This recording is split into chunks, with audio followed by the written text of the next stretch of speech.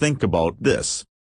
If Ferdinand Marcos stole billions from Filipinos, why do the succeeding presidents after him cannot show any proof at all? How come that Imelda had won every corruption case that was thrown to her? How come in the days of Marcos, lots of universities, bridges, hospitals and many more were built? How come the literacy rate of Filipinos that time was more than 90%? How come that electricity and water were under the government before? After his leadership, how come the Philippines is still a third world country? During his regime the Philippines is richest country next to Japan. May ebidensya raw si Senador Juan Ponce Enrile na kusang humingi ng tulong Ama Lopez kay dating Pangulong Marcos para maisalba ang Meralco. Pero git ng chairman at CEO ng Meralco na si Manolo Lopez, napilitan lang ang kanilang ama na sumulat kay Marcos. Balitang hatid ni Lea Alves.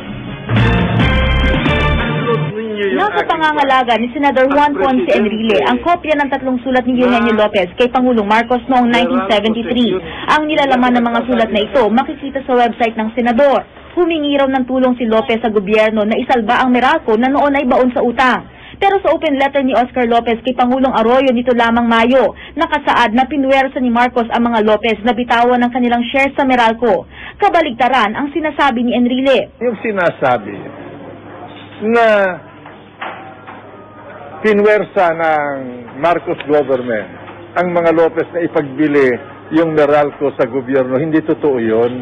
Sila ang nagmakaawa sa gobyerno. Nasaluhin sila para hindi sila mabangkarote. Makikita raw sa mga liham ni Eugenio Lopez kay Marcos na ito ang humihingi ng tulong sa gobyerno para hindi mabangkarote ang kumpanya. Binuo ng gobyerno ang Meralco Foundation na ayon kay Enrile ay bumili ng mga shares ng mga Lopez sa Meralco. Sino yung Meralco Foundation? Ikaw, ako, lahat ng mga consumer ng elektrisidad. Pero ayon kay Enrile na ibalik lang ito ng ganun-ganun lang sa mga Lopez pagkatapos ng 1986 People Power sa ilalim ng Aquino administration. Masyado raw paborable ang hakbang na ito sa mga Lopez, habang bilyong-bilyong piso naman ang nawala sa mga Meralco customers. There was a sweetheart deal.